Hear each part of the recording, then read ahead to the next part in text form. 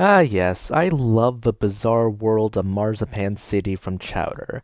This is Hey Hey, it's Knishmas. We open with gazpacho in stop motion, a nice homage to the Rankin Bass Christmas specials that have become ubiquitous with the holiday season. But people in Marzipan City don't exactly celebrate Christmas. They celebrate a holiday called Knishmas, named after the Jewish food.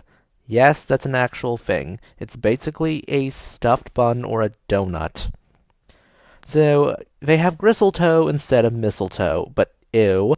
And their gift-giving creature is named Knish Krinkle rather than anything else, who devours gingerbread houses, and feed him well, he'll leave you presents. Now, if you think this is something Chowder made up, there's actually something like this in real life. Well, real life mythology. You see, each society has a different gift giver. Santa Claus is a combination of multiple traditions of gift givers that became uniquely associated with the United States of America, and any place the United States of America influenced. In places like Russia, Ukraine, and Mongolia, the gift giver is someone called Grandpa Winter or something to that effect. Other countries have Father Christmas or Père Noël or Papa Noel. You get the idea. A folklore version of St. Nicholas, a Christmas hag named Befana, or the infant Jesus. And I'm not even going to get into Three Kings Day.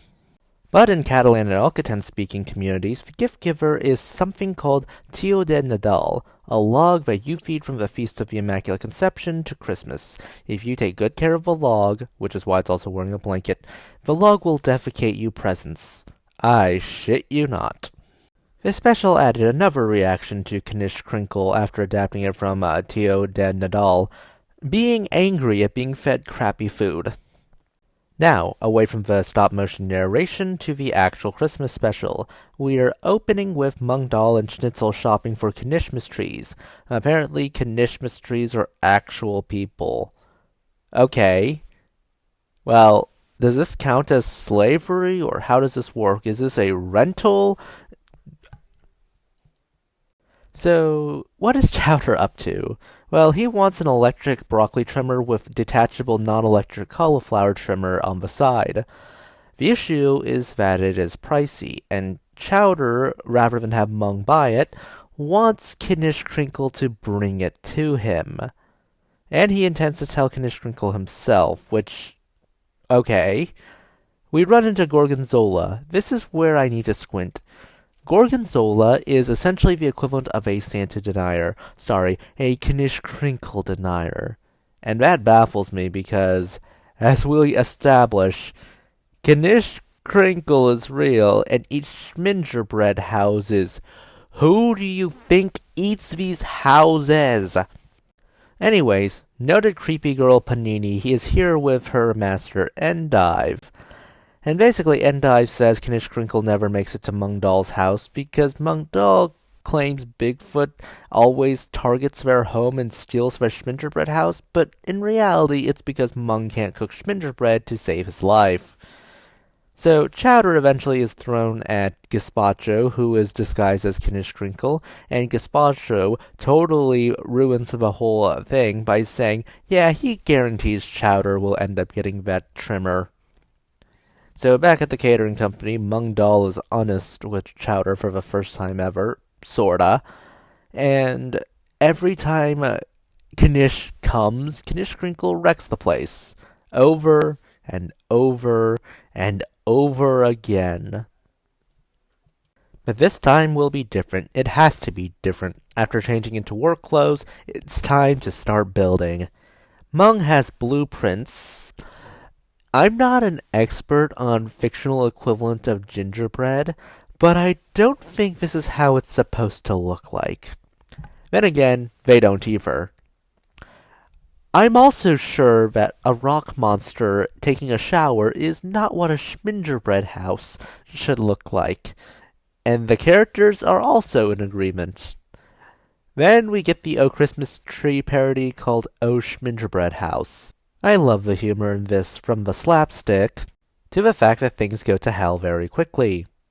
Ahem, I said things go to hell very quickly.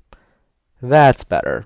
I love how things get progressively worse every single attempt, from this smoking pile of junk with no windows and a busted door, to the final attempt, which is just a smoldering outhouse with a door that is surrounded by flies and marshmallow fluff everywhere, and has a hole in the roof. So Chowder freaks out, and Mung, to avoid disappointing Chowder, decides to go swallow his pride, and decides to just buy a gingerbread house from Endive, his mortal enemy. So this is where the episode makes a shift. Chowder intends not to get his present at all. Instead, he refuses to stand for having Mung swallow his pride.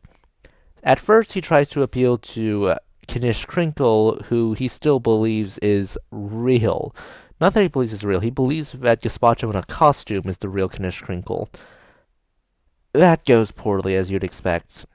So plan B. Chowder and Panini take the costume, recruit Gorgonzola against his will, well, more like bribe him because he needs to stay warm, and they head off to impersonate Knish Krinkle and make sure that Endive's gingerbread house, whatever, does not get eaten by the actual Knish Krinkle.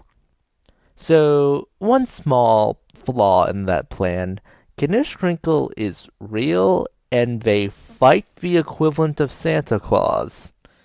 However, using Panini's ears and Gorgonzola's light, they manage to go through the smoke screen that Knish Krinkle set up and destroy the gingerbread house.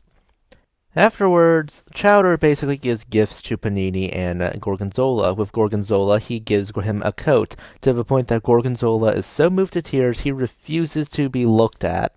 And then Chowder gives Panini a kiss, and then goes running off screen to go spit and clean his mouth. Chowder is perfectly willing to give up his gift, even if it means that Mung gets to be happy.